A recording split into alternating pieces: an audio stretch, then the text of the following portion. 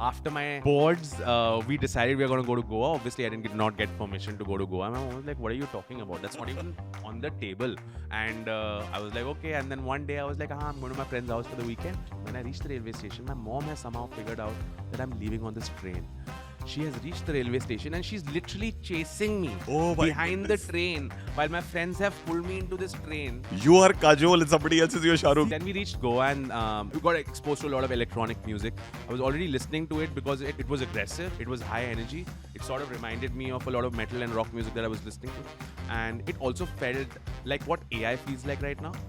Sort of wrong and like sort of like कि कोई करता नहीं है. Or if you asked at that time all the live musicians, they were like, electronic music is like, what are you talking about? It's like machine music. It's not gonna last. And so it almost felt like rebellion again. I always saw my parents doing damage control. He's doing this and he's trying to package what I did. But what is he doing? Like, will generative AI, whether it's ChatGPT, whether it's Midjourney, whether it's Stable Diffusion, whether it's Runway, all of these, everybody's suddenly getting into scare of saying, oh my God, no jobs for writers, no jobs for editors, no jobs for creators, no jobs for designers. What's your answer? I feel it's like any technological shift that happens, Initially, everyone is scared. There's panic. People lose jobs. But eventually, it becomes such a big part of your system that you even forget about how much confusion there was when this technology was introduced. I feel that I don't have any ideas or I don't want to do... Because I've not done Midjourney, let's say, in a week right now. That's because I've been working on my music. I try and pick up a new sport. I just try not doing that thing for a little while. And I feel that every time I come back to it, I'm more inspired.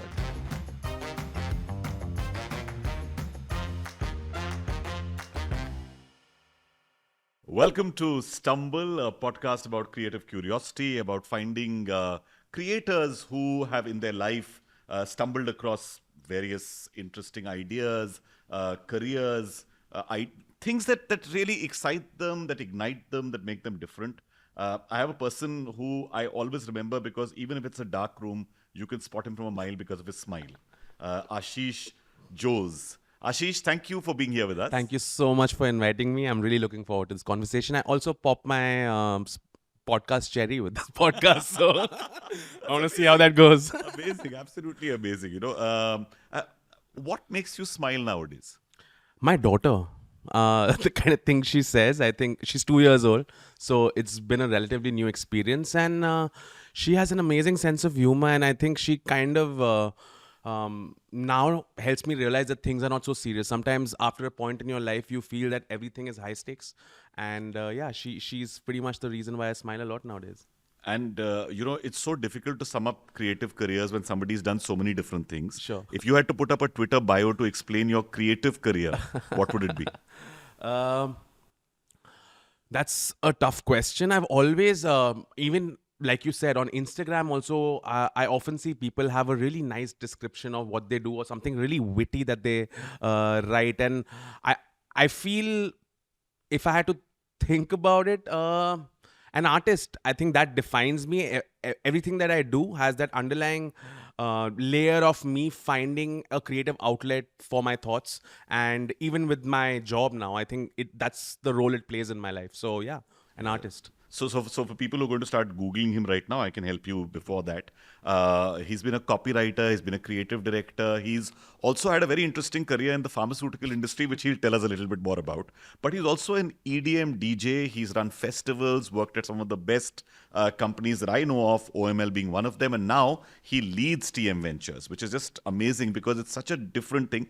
He also goes by the name Tarqeeb. And if you go on Instagram, you can see some posts of his which go viral because on a particular date, something happened in his life. He discovered Midjourney. We'll talk about that as well. But I just wanted to give you guys an overview of who we're talking to. Ashish, growing up, Delhi, how was it? Where were you? I was at the school called St. Columbus. My mother used to work for the government, so I lived really close to my school. So I grew up around this really beautiful area of Delhi with really nice architecture, really great roads. It was amazing. And school was great for me. We grew up in a lower middle class apartment, and I saw my parents go from basically having nothing to now having an amazing life and providing for me really well. It was a really inspirational journey. It also, I'm an only child. I think that helped my creativity a lot. I was alone at home a lot because both my parents were working and I had nothing to do. There were no TVs. So books were a really good friend. I remember Haruki Murakami played a really big role in me trying to figure out how to get out of this room. You know, his stories almost painted a picture. They were so surreal that it helped me escape from the little room that I would be in for 6 hours a day after school to get out and feel like I'm traveling. So yeah, I think books were a really big companion, and sports and music always played a big role. I think because I had so much pent up energy, I needed a place to release. I guess now I would call it aggression. So I was heavily into metal music. I used to play bass guitar for a metal band, a really well known metal band in Delhi, and yeah, that was pretty much my life, like sports, music, and a little bit of studies. Yeah. So what is this metal band? How did you find the metal band? Because Delhi में देखो metal मिलता है, metal band मुश्किल से मिलता है. So where did you find the metal band? In my classroom, actually. Really? Yeah. We had a really strict music program that would only allow very angelic choir music, and it was sort of like a rebellion. Like, and we were listening. I mean, this is when I'm 13, I guess, and we were listening to a lot of Nirvana and Rage Against the Machine and a lot my of God. punk and metal, and we were never allowed to play that at school competitions, and we'd see all these amazing schools like our biggest rivals, Modern and DPS, playing all these amazing songs by Metallica while we were just covering Queen all the time. We would just cover Queen. This thing. Yes, Color. because Freddie was the only person our very strict music teacher thought was music, and everything that we did was not. So we secretly started registering ourselves in metal competitions, and slowly that grew.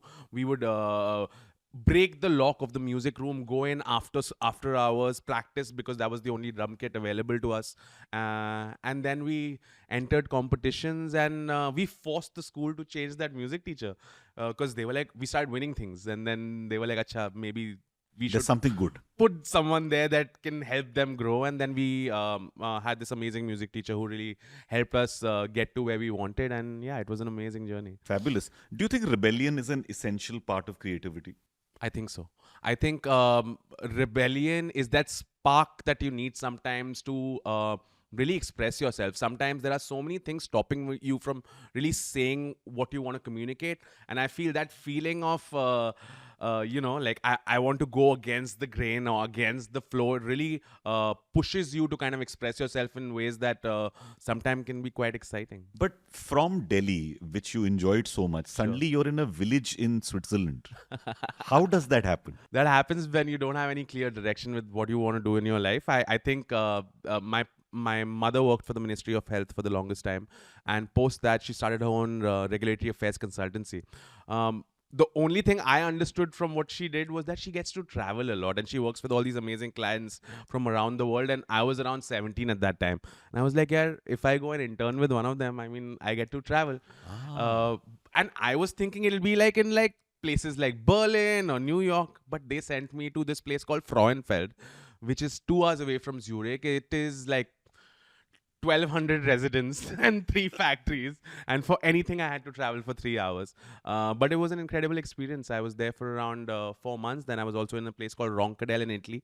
They split my internship. I had no idea about pharmaceutical stents or anything, and I actually learned how to make stents, and I built my own stent because I was really interested in the R&D of it. And eventually after 5 months I came back with my own stent. I gave it to my mom and I was like, listen, if you ever need a heart surgery, you can use this one. And she was like, there's no way I'd use it. But it was an incredible experience. And then I started working with them for a bit, but very quickly realized that working with your parents is another completely different ball. Because both your parents are working in the pharmaceutical industry. My mother. By then. Your mother. Yeah, my dad, proper Mallu family. Dad was in the Gulf, and he was there for around 12 years. And most of my growing up, he would come in and go in and out every 6 months. So I saw him fleetingly, but then post that he decided to stop, and he moved back here, took an early retirement, and spent a lot of time at home. So, Delhi, I'm going back to Delhi for one reason, because that's your formative years. Sure.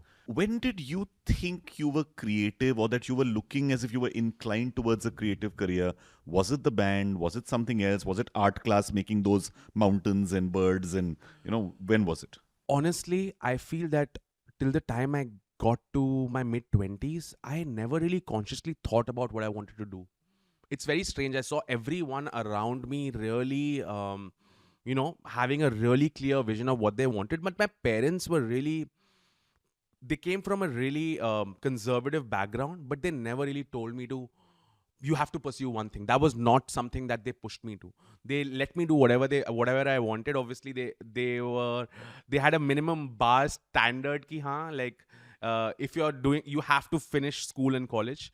You can do anything that you want on the side, but make sure that you get a degree.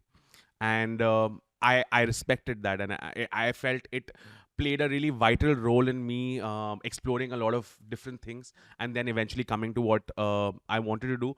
In hindsight, with now that I have a daughter, I feel like I want to be a little more persuasive, and now I understand that creativity is a pursuit which you have to get into deeply.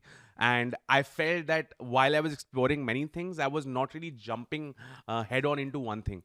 I see the value in that now. So maybe it would have been nice if I had a clear picture of, yeah, I want to do music, so I'll get into music. The thing was that while growing up, I didn't have anyone from my family or friends who were pursuing music full time. So even though I knew I love music, I never thought of it as something that was a career, because I came from such a traditional background where mother was doing a government job and dad was doing a very like proper business situation. So yeah, like So when did you make your first money from creativity? in school, actually, I haven't not really said this in public, but I worked with the SDIPA, Shamak Dawes Institute of Performing Arts. I was an instructor when I was 15. Oh my God. Yeah. So I started earning money pretty early.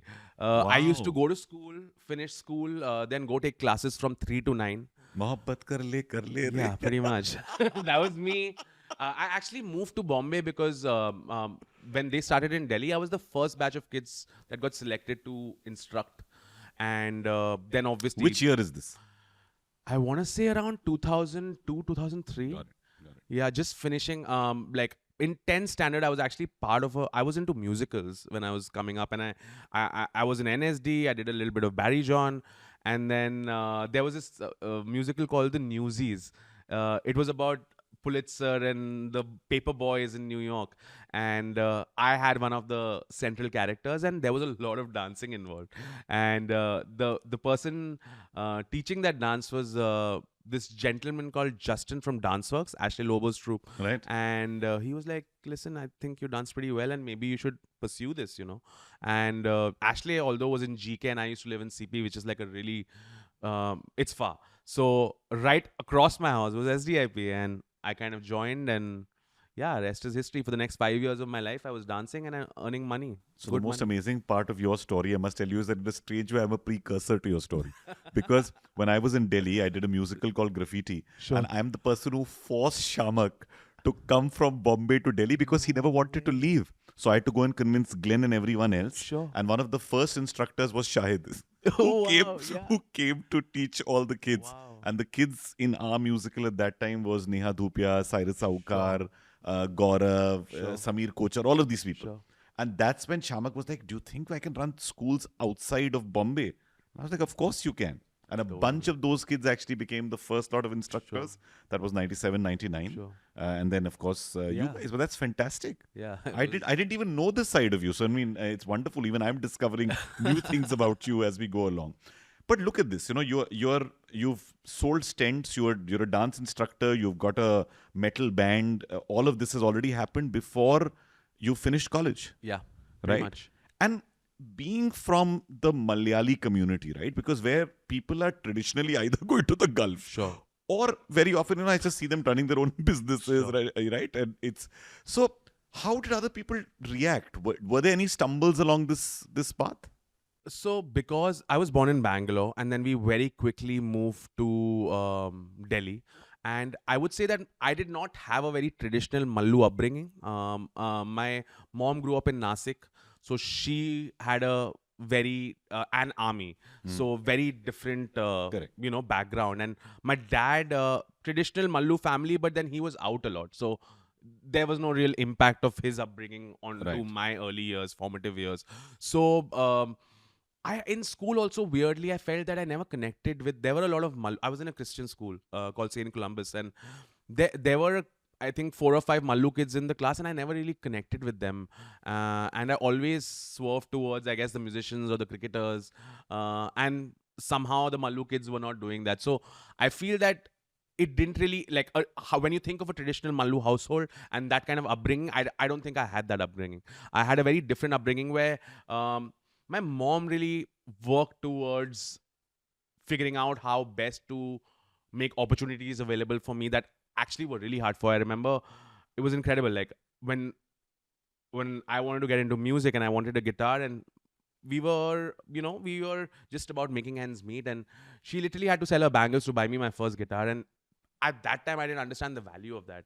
But now in hindsight, after all these years, I think about it and I was like, I can't even imagine anyone else doing that, and because gold, as you know, again, Mallu is such Oh my God. you know so yeah, she really kind of, Gulf and gold are the two constants in it. exactly, Mallu, right? And I was like, she's parting with a gold, like kuch to hoga. And yeah, that kind of every time I expressed interest in an art form, she really pushed me to pursue it.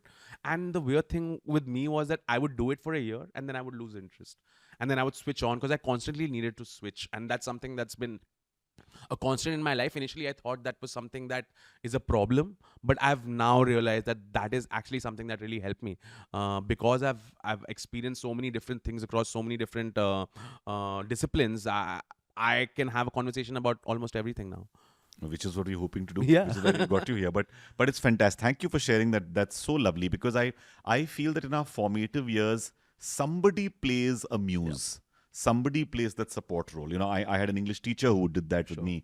Both my parents did that because I was in Lucknow and nobody thought of creativity as a career. Now, quickly, jumping forward, you then get into copywriting.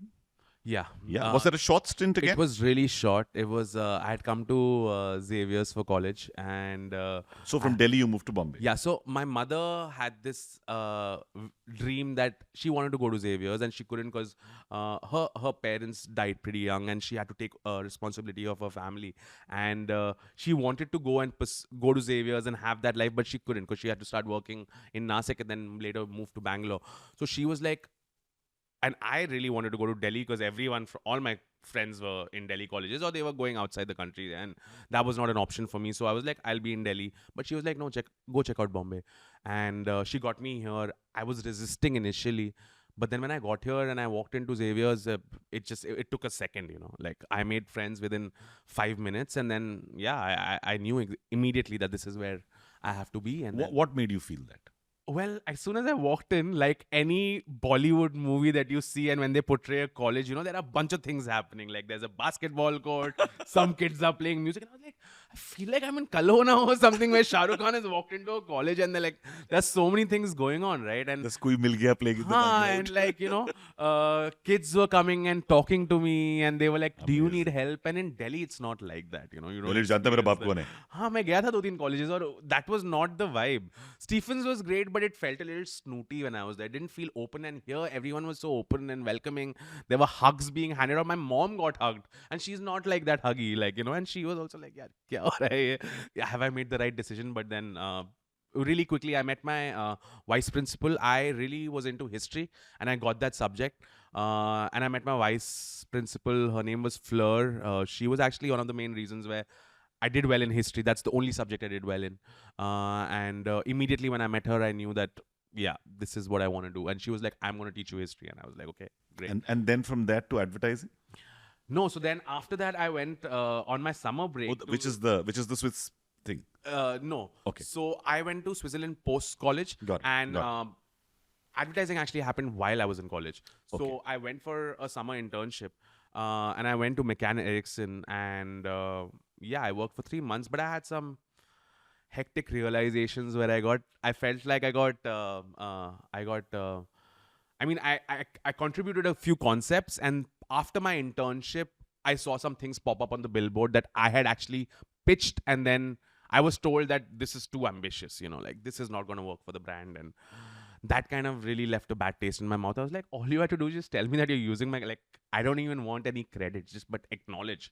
And that, I had a weird experience there, and I was like, okay, although I love what this is, I'm not going to do this again. And it gave me a pretty clear idea of, yaar, ये तो नहीं करूँगा, मेरे को copywriter बनना है and I want to use my creativity, but I'm not going to work for someone who doesn't have that sort of, a basic moral code. Yeah. And also somebody who's not even giving you the due recognition for the Yeah. work you've done. And unfortunately, I very often, because I've worked in advertising and have a lot of friends in advertising, I often find that they struggle with the system, which Yeah. may seem broken, Yeah. right? I mean, and even today it's completely decimated, Yeah. right? Everybody's doing so many different Sure. things. Our dear friend Varun Dugirala as a podcast advertising is dead, Amazing. right? I mean, and it got so much attention because Sure. people were like, "This is so true." Yeah. That suddenly takes you to an event company, Yeah. right? Fountainhead. Fountainhead. So in college, I went to college with Brian's son and Neil's daughter. Okay. So Mahindra Blues Festival became a big part of it. I would go and work with them in the summers, go hang out at their houses. And as soon as I finished college and I had this whole stint in Switzerland, came back, worked for a bit in Delhi with my parents. Like I said, I was not feeling it. I would come in and I just wait till 6 o'clock, When is it going to hit 6 and I can get out of this office and then go meet friends? And pretty soon I realized that this is not what I want to do with my day. Like, this is not working out. And then I checked with Brian and I asked like if there was anything I could do. And he was like, we're starting up a branch in Delhi and why don't you go check it out? And I went there and the next 2 years I was with Fountainhead in Delhi. Wow. And what kind of events did you do then? It was a lot of corporate activations, not the cool things. I felt so like cheated at that time. I was like, all the cool music related things are happening there, and we were doing like Samsung ke stalls in malls. I was like, yeah, events, So, but I had an amazing team of people who really made me understand what are the various aspects of an event management company, what the production team does, what client servicing. So I was doing client servicing and copywriting at McCann, and then I was automatically transferred onto client servicing. And through that, I got into various other things, worked with production, got a good understanding of basically how this whole thing runs. An event company actually teaches you Totally. almost everything. If Totally. you really want to be a good event professional, you must know it all. Totally. And it was the perfect place for me to really learn the ins and outs of what happens with an event company. And then it was during that time that my friends kept telling me, why aren't you doing something with your music? Because my music was going on the side, And now it had changed from your heavy metal to something to electronic else, music. To electronic music. So I also ran away from home. This is again a proper Shah Rukh Khan scene where after my boards, we decided we are going to go to Goa. Obviously, I did not get permission to go to Goa. My mom was like, what are you talking about? That's not even on the table. And I was like, okay. And then one day I was like, I'm going to my friend's house for the weekend. Took my bag and I went to the railway station. When I reached the railway station, my mom has somehow figured out that I'm leaving on this train. She has reached the railway station and she's literally chasing me behind the train while my friends have pulled me into this train. You are Kajol and somebody else is your Shah Rukh. Seriously. And instead of saying, Ja ji le apni zindagi, this is like, idhar aa wapas, main tere ko ghar leke jaungi. And we left and there was that whole moment where three of us were like, and my mother was just yelling from the platform, I'm going to kill you when you come back. But then we reached Goa and we got exposed to a lot of electronic music. I was already listening to it because it was aggressive. It was high energy. It sort of reminded me of a lot of metal and rock music that I was listening to. And it also felt like what AI feels like right now. Sort of wrong and like sort of like ki koi karta nahi hai. Or if you asked at that time all the live musicians, they were like, electronic music is like, what are you talking about? It's like machine music. It's not gonna last. And so it almost felt like rebellion again. It's like what metal music made me feel when I went into, because everyone else was listening to Backstreet Boys and Boyzone and Westlife and things like that, So yeah. Wow. So there is. My God, I myself am now stumbling trying to figure from where to where or whatever. And you also set up your own agency in between. Yeah. So that, again, the story of that is different. So after I left Fountainhead, I decided to pursue music full time. I gave that a shot. So I played gigs for a couple of years and then I realized I had to upskill. Out of Delhi or Bombay? Out of Delhi and Bombay, actually. Kept shifting, juggling, traveling. There was a point when I came home and I was like, I actually want to start a cafe in Uttarakhand. And my mom was like, every day I would come up with a new thing that I wanted to do, but through that I realized that music was the constant. So I knew that if I have to give this a shot, I have to be a little more serious about it. I moved to New York for a year, decided to go and study music and sound engineering. I went to the school called Dubspot. But unfortunately, all my friends were at that campus were from Parsons, which was a design agency. a design school. And I was around a lot of people doing design. Even my friend Hriday Nagu, who's also really, he's an amazing designer. He was a really close friend of mine. He was also pursuing design. So I was around a lot of people creating design, and Instagram was blowing up that time. Everyone was posting things, and I realized the only thing I have to offer is maybe I start creating something on my phone. And this was also a time when phone apps were coming around. So I started creating dailies for a year, constantly every day on my phone. I realized that I set a bar key, I will post every day on my phone, regardless of what it is. And I did that for a year, came back, and I had a musician friend. His name is Nikhil Kaul.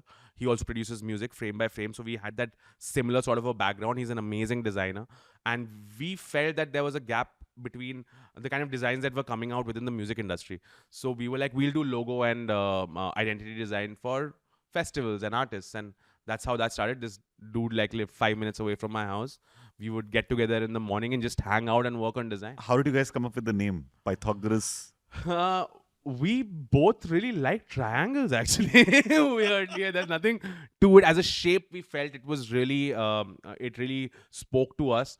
We also thought that there was this band called Alt J that was coming out that time, and we thought it was cool that there's a song where he says triangles are my favorite shape, and everyone knows that, and it became a line, And then we realized that if you press Alt and J on a computer, it makes a triangle.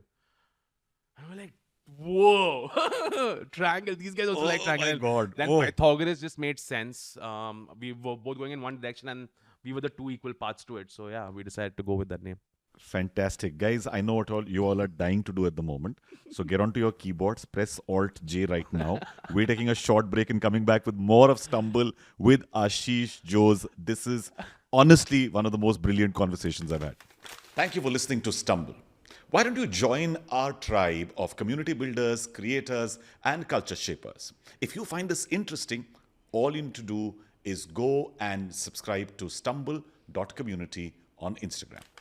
Welcome back to Stumble. We are with Ashish Jose, who has really shown me the Alt Jose career so far. I've learned some amazing things. Ashish, such a diverse career.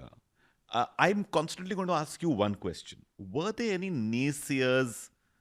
All of us have got a couple of these Shubh Chintaks. Sure. Right? Obviously, there was family and there were relatives that I went back home into Kerala and met where I always saw my parents doing damage control.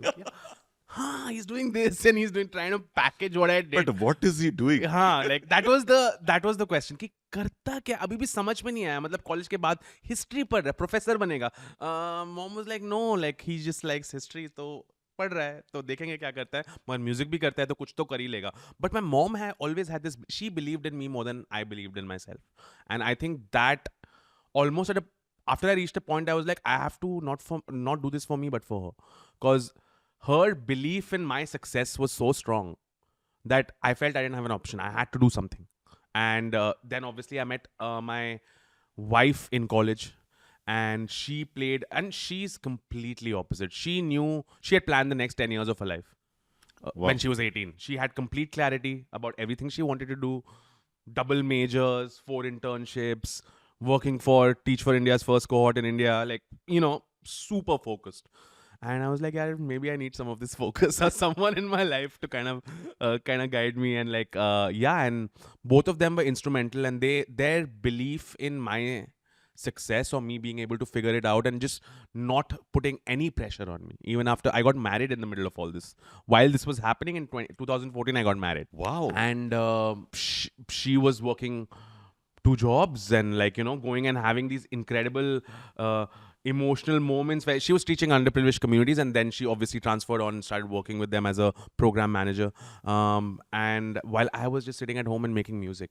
And really, going out and partying for 4 days, Thursday, Friday, Saturday, Sunday, I would play gigs, but my lifestyle was completely off.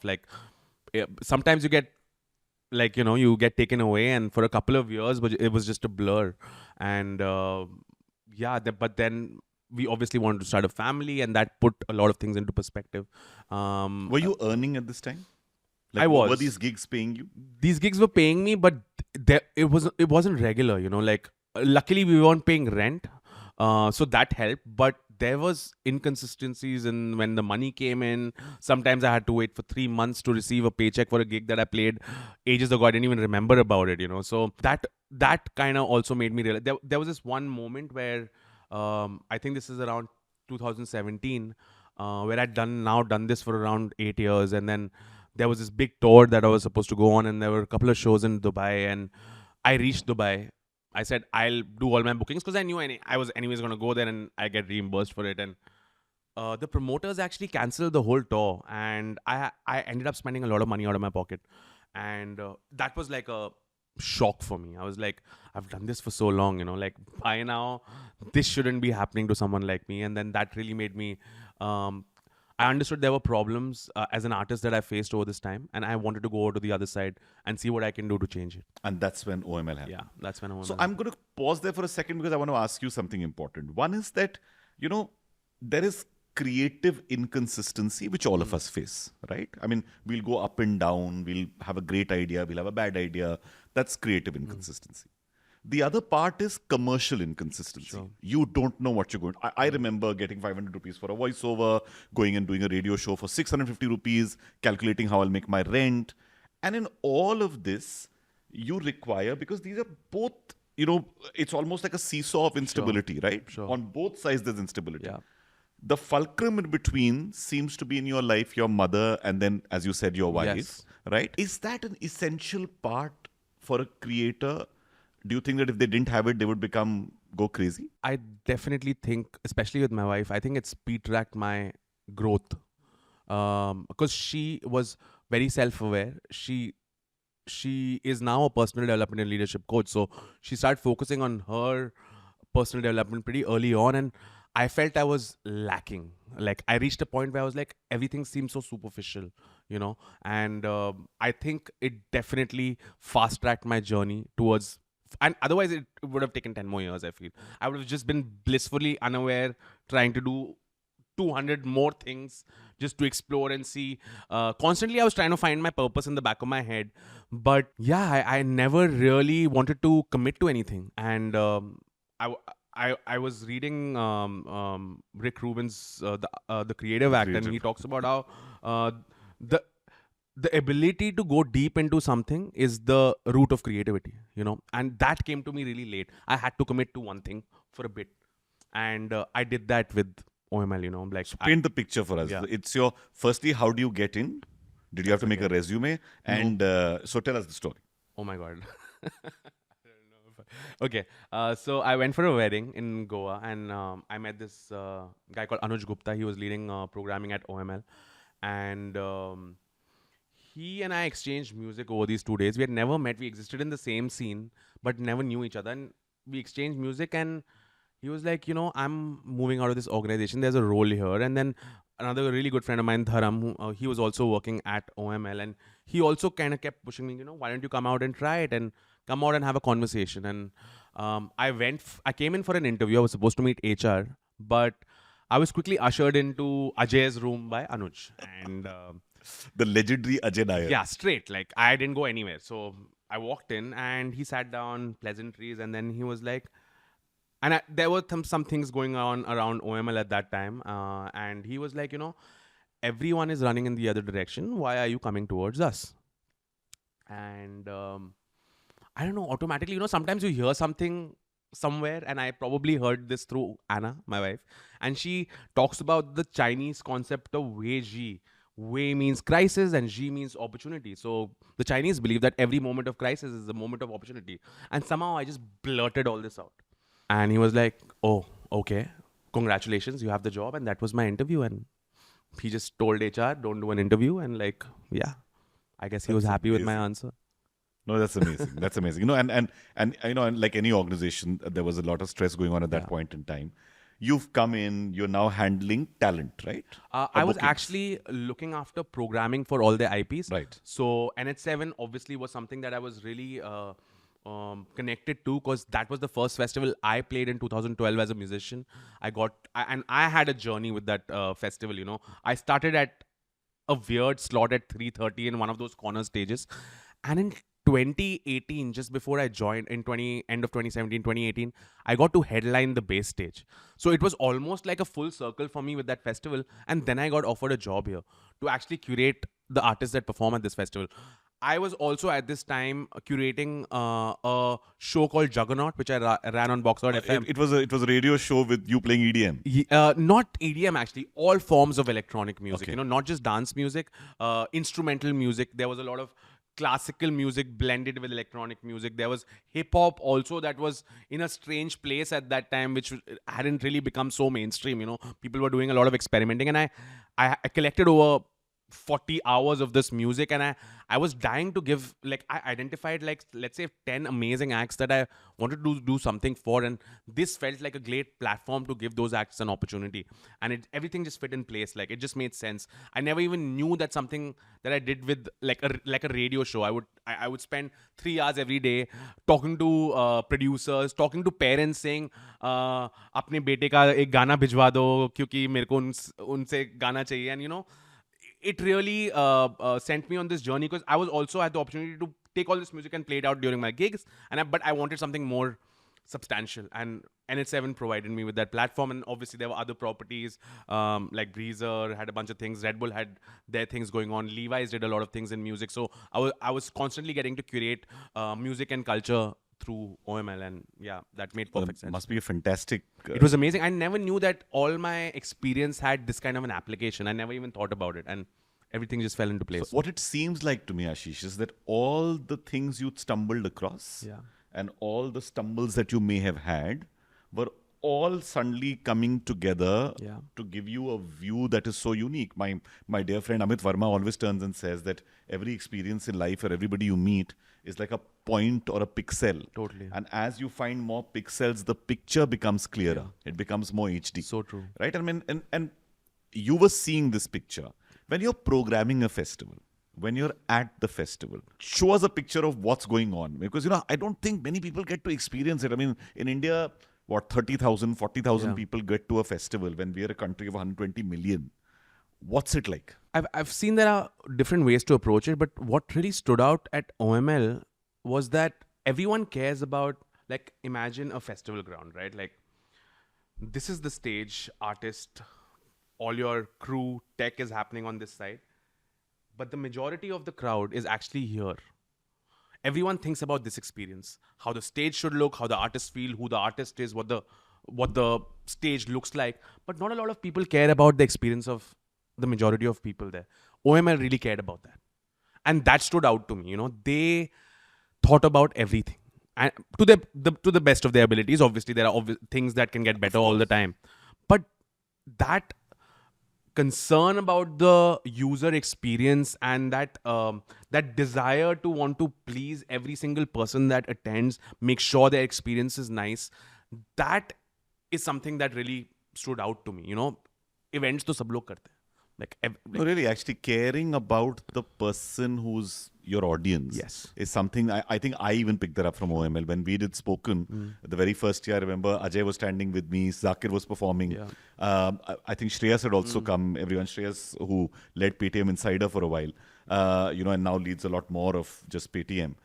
So we were just standing on the side, and they said the biggest compliment we could have got at Spoken was, they said this felt like year one at NH7. Incredible. And for me, that was earning creds. Sure. You know, to a large degree. Yeah, but it's incredible to do that.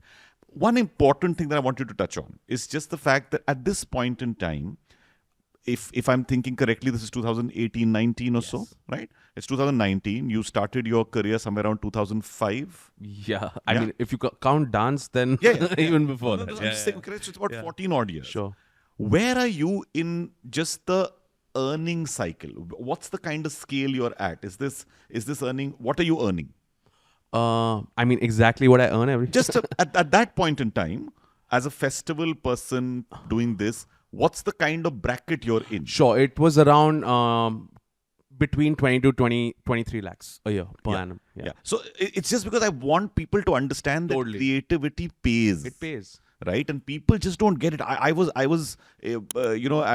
an academy the other day talking to 500 parents from really small cities. And I said, I know that your biggest concern is, will these people have a 25,000 rupee check at the end of this course? And I said, believe you me, you can add a zero to that. Yeah. And they were like, nahi, nahi, aap kya? I said, I'm telling you the truth.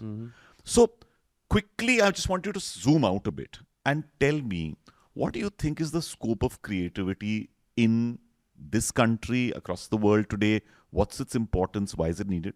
I feel it's very important to understand your value. I think a lot of creatives undermine the value of their creativity because there are so many doubters on the way, and sometimes you start doubting yourself. You start feeling that you're not good enough because there's so much going on and everything is based on around validation online nowadays. I realize that it's important to understand your value and then ask for the right. There's no shame in asking for your right price. In fact, the sweet spot is when you meet the right organization that also understands your value, and you will get there. Because I had to go through a bunch of shitty work experiences to get to an OML, which I felt even around that time that I was talking about, there was a lot of doubt around the culture at OML, and I wanted to prove to myself. And I actually want to talk about this because I worked with OML obviously as a musician, but I also worked with them as a designer. I pitched for the identity of the festival, and we were working across the music industry, and me and my partner went in for this pitch, and we worked for a month and a half, created a sort of like a Marvel team of other creatives, got them on board and went for this pitch. Everyone loved it, but we didn't get the pitch, and we were disappointed. We were like 1.5 months gone down the drain, and what do we do? And then OML proactively offered to pay 1.5 lakh, which at that time was a substantial amount, just for the pitch, and because they were impressed by our pitch, and that had never happened to us. So already in my mind, culturally, I was like, "Yaar, ye to kahin aur ho nahi raha." And when there were questions around the culture, I wanted to go in and see if it's true and prove to myself that yes, if it's true, then I'm gonna be vocal about it and talk about it. When I went in there, it was just incredible. It was I remember. Having friends who work there, everyone working towards a common goal, and a leader in Gunjan who really enabled every single thing if you had a clear picture of what the end goal was and what you wanted to achieve, and that kind of an environment really helps. So as a creative person, it's important for you to have one of those experiences of working in an organization where they really value you, and that only comes through research of reading up about, you can't just be like, yaar, I'm gonna wait for the perfect organization. I got lucky, but you have to be very conscious of the fact that you have to figure out what kind of a setup works for you. Go find your setup, see where you fit there, do the research, present yourself, and get in there, and you will find a job, and then eventually you'll see how quickly your growth is going to be accelerated. I think that's fantastic advice also. Don't wait for it to come to you. Yeah. Make the effort and go out. I mean, I remember during the pandemic, I got this mail from a girl in Delhi who wanted to do an interview for a new magazine she'd started. The mail said, "You've got a happy mail." I mean, where do you get a subject line that says that? And I was like, I have to reply to this mail. And that's what built the connect. And when I read the mail, Ashish, she had given me so much respect because of the research she had did. Sure. It wasn't the obvious, you're a media entrepreneur. No. She talked about my Lucknow days and something else. It just broke through the clutter. So I think making that effort, guys, and I'm sorry, I know my pet name becomes Abba rather than Abbas because I started giving fatherly advice. But I'm just saying that as a person who's lived in the creative industry for over 30 years, I sometimes feel that it's just this effort that takes you over the line, over the finish line.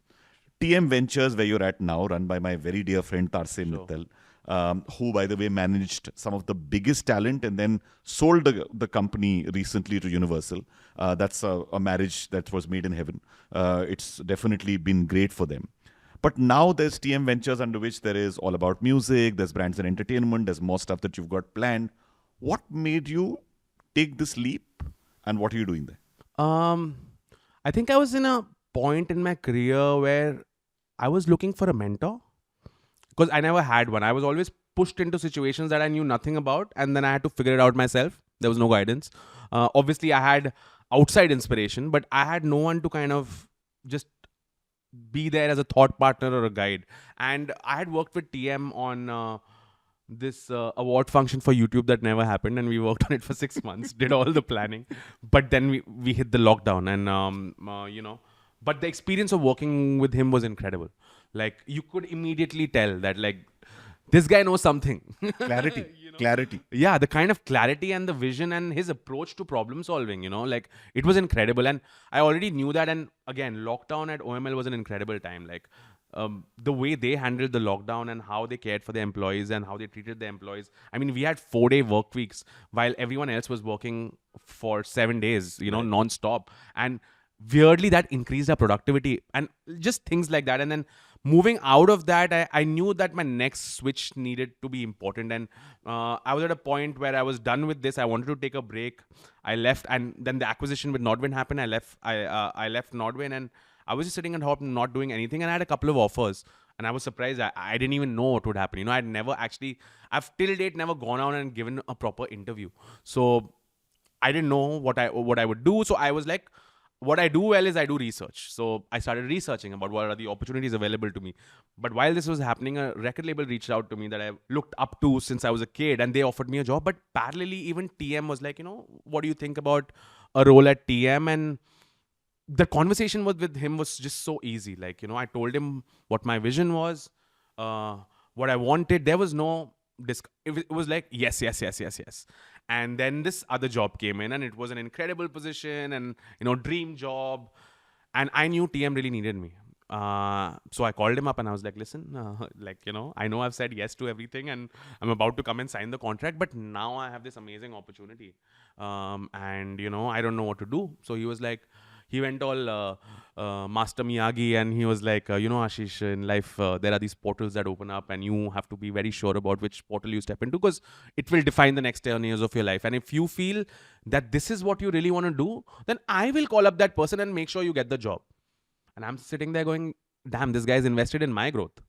And he doesn't care about the predicament he's in, where he really needs me. And that, I thought about it for 5 minutes, and my wife was just like, you're a dumbass. Why are you even thinking about this? It's a no-brainer, And I just called him back and I was like, yeah, I'll be there next Monday and let's go. I think leadership that defines. Yeah.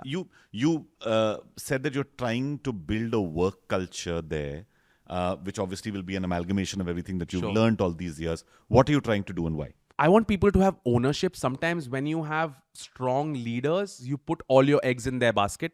Sometimes you are so driven by their vision that you forget about your own vision. And that's what I'm trying to do with my team at Create and Collab. I feel all of them have the potential of becoming great leaders. But they just have to now start thinking of their own. Stop dreaming someone else's dream and also think a little bit about your own dream and what you can do. And that's been my pursuit. Like, I think you can do anything if you're a good leader. It doesn't matter what industry you're in. I also realized along the way that I had a lot of anxiety around my work, and I was able to understand that anxiety was because I wasn't acting on things. So my wife gave me this mantra, which was like, action cures fear. And I keep repeating that to myself whenever I feel nervous or whenever I feel like I'm not going anywhere. And that has really helped me, and that's what I keep telling my team. And I've seen that team grow over the past year, and I've seen them do things that they've otherwise never done before. They've taken ownership, they've revamped, not revamped, but kept the heart of the conferences where they are, but just work towards figuring out how we can do a better job and take it to the next level. No, that's absolutely fantastic. I'm actually going to take a break there because I really feel that here's another really important lesson to take back. Anna, free advice that you gave us. I hope everybody pays you for it. But action cures fear. The fact of choosing the portal that you're going to step into, which will decide the next 10 years. And if you're a leader and you're invested in the people who work with you, believe you me, they'll be by your side for the rest of your life. So we'll be back soon with a little more as we stumble onto a different side of Ashish that you still don't know about. Thank you for listening to Stumble. Why don't you join our tribe of community builders, creators, and culture shapers? If you find this interesting, all you need to do is go and subscribe to stumble.community on Instagram. Welcome back to Stumble, where I'm with Ashish. No, I'm with Tarqeeb. Yep, that's his name if you actually go and listen to his music. But even otherwise, when you see the work he's doing in AI. So the first question I have is, where did the name come from? And when did it come? It came in school, actually. Oh my God. Yeah. Oh, we wow. realized that running a band was hard, and we were like, agar ye band nahi kaam kiya to what are we gonna do? And let's start picking a name. And I was sitting with my drummer at that time, Daniel, and we were thinking of names, and यार कोई idea नहीं आ रहा, कोई idea नहीं आ रहा. And around that time was also Hindi. I was into Hindi and Kabir Ka Doha, and Urdu was fascinating around that time, and felt that there were not a lot of artist names that had Urdu in it. And suddenly I was like, yaar, ek idea aaya, ek Tarqeeb aayi, and then suddenly we stopped there, and I was like, Tarqeeb is actually cool because I have a bunch of things in my head I want to put out, and I don't want it to be limited to music because there are other things that I want to do. And Tarqeeb is just sort of like a plan or an idea. So, this felt like it fit. I didn't do anything with it for 3 years. I wrote it down in my diary. And then when I eventually started performing electronic music, I used that name. And then obviously my art and Instagram became vital through this. That one thing stuck, and I just realized that instead of creating different names and monikers for everything, this just becomes my creative outlet, and I'll put out everything that I can through this. Doesn't matter what discipline it is. It's your alter ego. My Bruce alter Wayne and ego. Batman. My alter. Right? Yeah. Do you at some point define what Tarqeeb would do, what Tarqeeb would not do? Have you gone that deep, or is it all instinctive? No, it's completely instinctive. I wake up every morning. If I have an idea, I feel that is where I'll put it out. It doesn't have to be medium focused, because I've done everything. Like, there was this time I was playing with paint. I felt like all traditional artists were using their hands, and I'm always on my phone because I did most of my editing in the beginning days on my phone. So I started experimenting. There was this thing called 365 days of type. Where you put out alphabet every day, Right, and I've done it a right. couple of years. So 1 year I was like, "Yaar, I'm not going to use any digital stuff." So I started.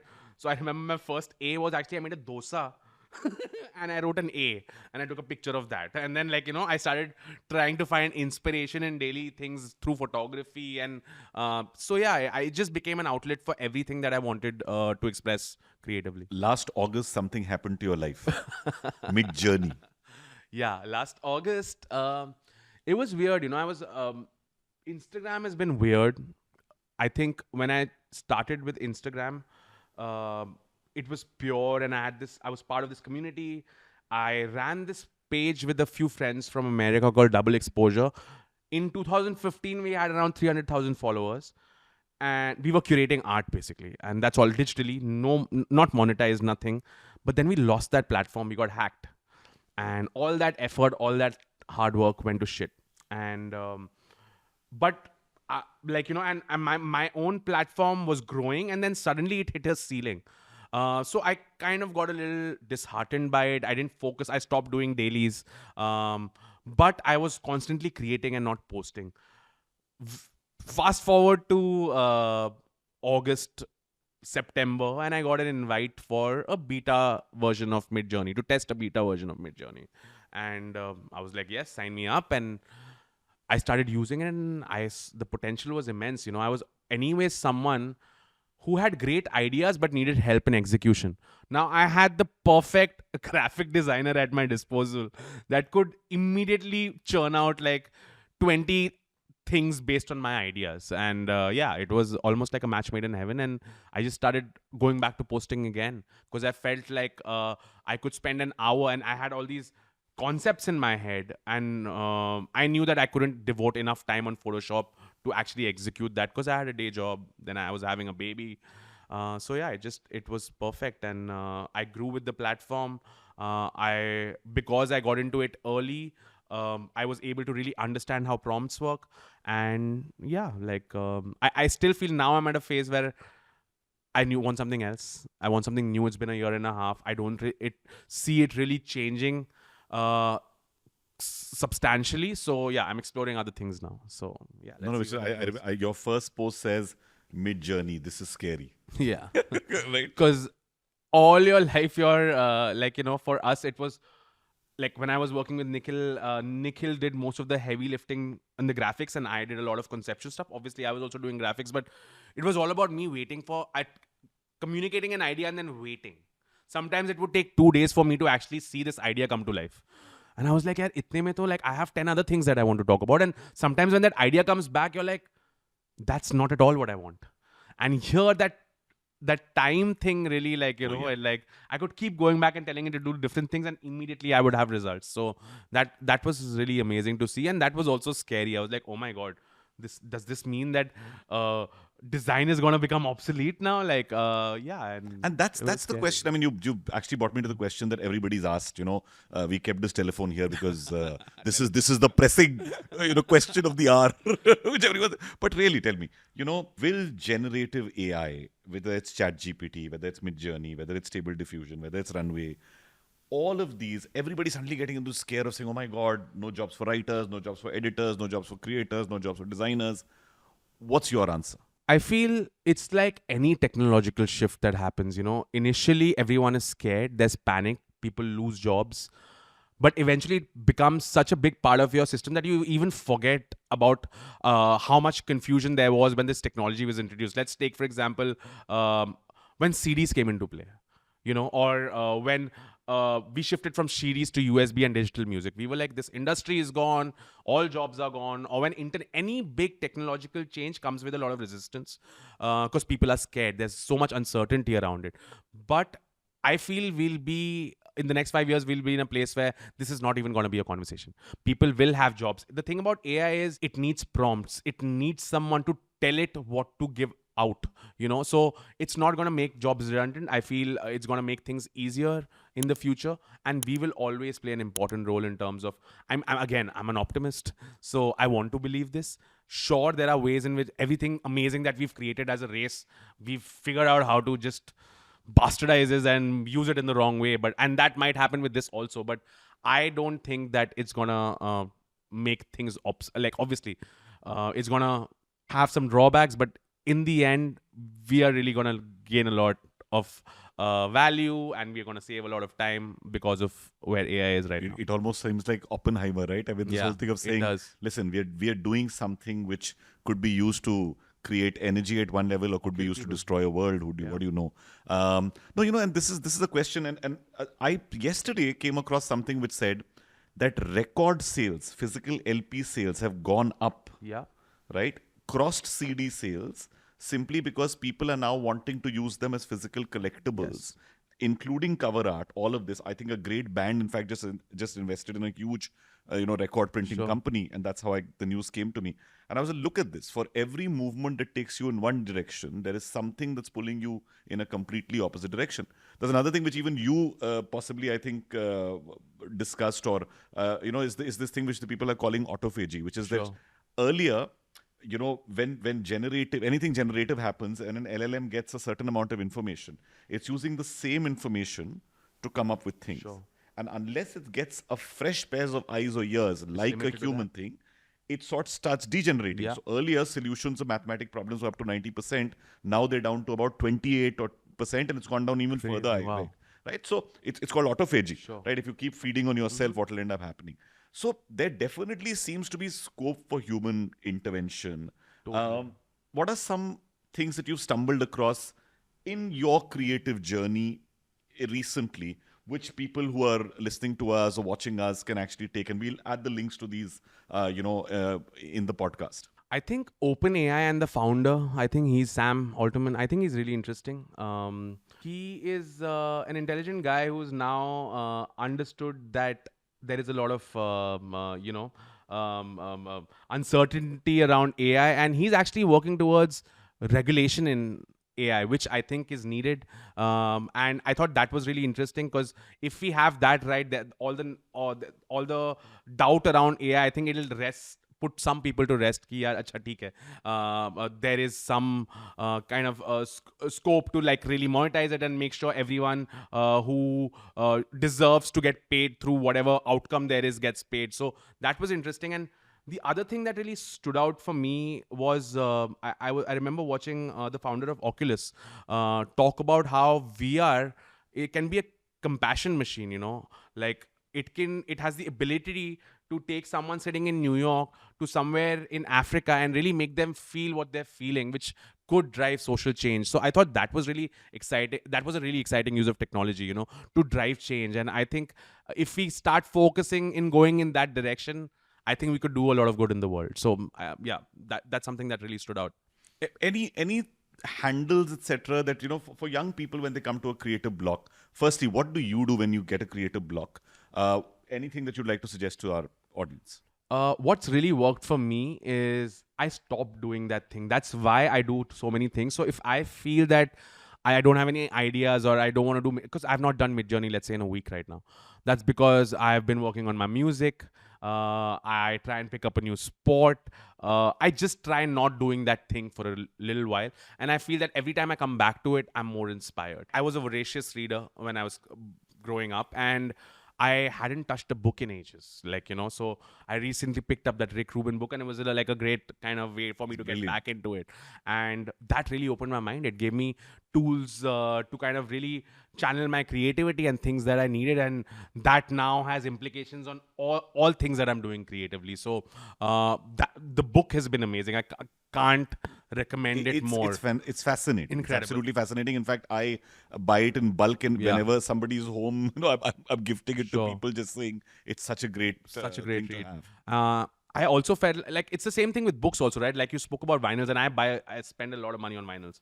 So, and now I'm getting back into books, and my wife's like, oh no, now you're going to start collecting vinyls and books. We don't have space. We live in Bombay, But yeah, I think books are a great way to, I feel, just open your mind up. I have pretty much every single Haruki Murakami book there is. And whenever I feel a creative block, I just go pick up a book and I reread it. Just because of how outrageous it is, it kind of pushes me to look at something that is otherwise ordinary and figure out how I can make it exciting, or figure out something that otherwise is invisible to others that I can identify in it. So yeah, that is something that I use. As a creator, what do you say to the following? 1,000 true fans, a cult, or a community? What would you join? What would you build? A community. A community, because a community is a two-way streak. Fans are usually one way. You do what you do and the fans will follow you. When you're part of a community, I feel there's an exchange. You give and then you receive. So you're invested in them and they're invested in you. It feels more human in terms of the interaction. It doesn't feel transactional. So community for sure. No, that's absolutely fantastic. What's the last great thing you saw apart from your baby? Because I thought after 2 seconds you say my baby. I go down a lot of YouTube rabbit holes, and... So what's the last rabbit hole? Yeah, I'm trying to think about what I saw yesterday. Yeah, there was this amazing video about this one... You know how we make fun of people who can't speak good English? And there's this one guy who's going viral because he... he's from a small village and he talks about him going to a certain spot to get a drink. Like his village doesn't have Prime, which is Logan Paul's drink, And this guy makes a whole journey out of that, and he's talking in broken English, but just his confidence and his he doesn't care about what people might think of him. And obviously he's understood that people like that about him. And he's packaged it in such a beautiful, earnest way that I felt it was so honest. Like he didn't have to become something. I think you're resonating at your highest when you're truly yourself. And just seeing that was refreshing. We're living in an age where digitally everyone's trying to create a persona. And I felt that this felt real. Like it didn't feel like he was trying. It felt like it was him with a camera. That's it. And that was really cool to see. So real and honest, I think, is something that people should definitely look for. Ashish, honestly, I think I've asked you pretty much everything I had to. But one thing I want to ask you, because I found two themes in what you said. Rebellion, which you said was there, a creative curiosity because of which you constantly kept finding new things, even now you're finding new things. And then I find these two women in your life. Sure. What does family mean to you today? Wow. Family, I grew up in I grew up in a nuclear family. My wife has an extended family. Like within Andheri, there are around 30 relatives that live in a 2-kilometer radius. And I understood they always talk about it takes a village to raise a child. And now I really understand that. Like I see the kind of support that I have. I'm also in a phase of my life where I'm looking deeply and thinking about my friendships and my relationships and really trying to understand. Because when you're in the music industry, a lot of it is a lot of your friendships are associated with sharing amazing memories at a concert. and nothing past that. So during those times, I felt that my family was the one that had really had my back through thick and thin, regardless of what I did, how many times I stumbled, they were always there. And they always told me, and again, this is something that Anna says, that you have to keep the main thing the main thing. So always understand what is the most important thing and make it about that. And that really helped me define कि यार मेरा purpose क्या है. So I know that clearly. And so I brilliant. keep that at the center of everything, and everything else just happens. It's so good. This morning only I was reading a book in which is called Stolen Focus. It's absolutely brilliant book.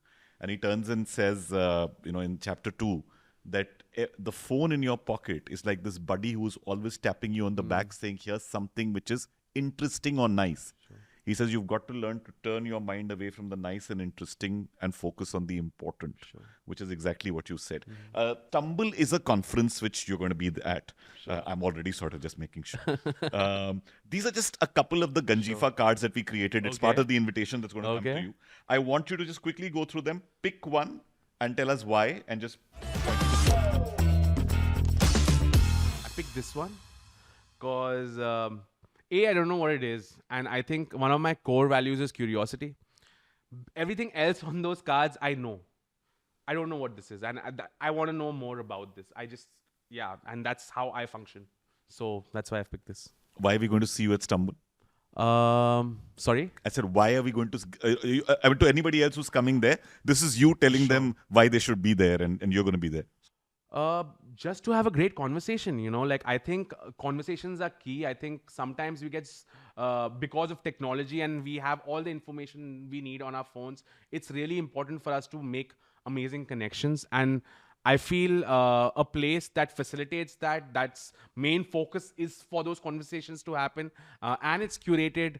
I think that is of a lot of value, and you never know what you come up with when you're in a place like that. I've been part of residencies and part of communities where we've created some amazing things. So just the thought of being part of something like that really excites me. And I don't think you have an option. I will come regardless of if you invite me or not. I'll be standing outside the gate going, Roshan, please let me in. So, yeah. No, you're definitely a part of it, because Ashish, honestly, even when I discussed it with you, and at that time it was a dream, and now it's soon going to be a reality. But having you there will be absolutely brilliant. We'll stumble across some great people, great ideas.